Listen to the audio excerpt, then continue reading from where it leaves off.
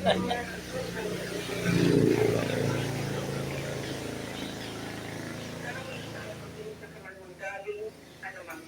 nanay. Maring bakal kapon. Hindi kay Lani din nga dati daan. Ha? Dati nga daan kay Lani. Ngayon. Kay Lani, baylo ko. Sa ana to nga kanin baylo ko tong Kabilang ako sa mga Pilipino na nakita ang sarili nila kay Nora. Una pang nakita si Nora sa telebisyon sa tawag ng tanghalan. Noon naman, naghahanap na ako sa kanyang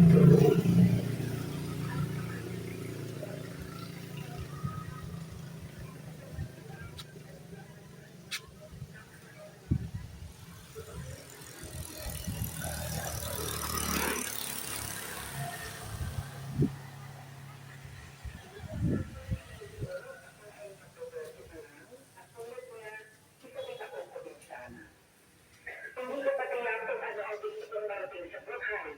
Ang sigurado na ako, noon ako ay isang bahay Moranya. Kabilang kapatid ko na si Malu ay may makasama scrapbook ng mga litrato ni Christ. Sinasabot namin ang taong namin para na may pambili ng comics, magazines, at mga pictures mula na pinagkwenta ang pagkakasyon at ang postal. Minsan natagalit ang mga magulang namin dahil bawal ang comics sa bahay at imbis daw na magbasa ng libro, ang binabaklas namin ay notebook at mga books. Talaga-talaga namin ang mga ito sa ilalim ng kama. At kapag sulit na silang lahat, kinukuha namin ang flashlight at paulit-ulit na pinabasa ang Guwapa kay nanay ba? sa aming superstar. Guwapa ka rin, no? Uon mo. Uon mo, guwapa eh. Ang guwapa kay nanay.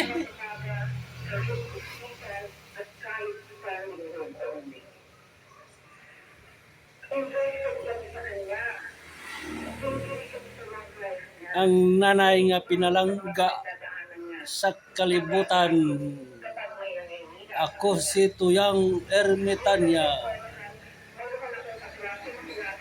Guwapa kay nanay. Beautiful. Beautiful ang nanay.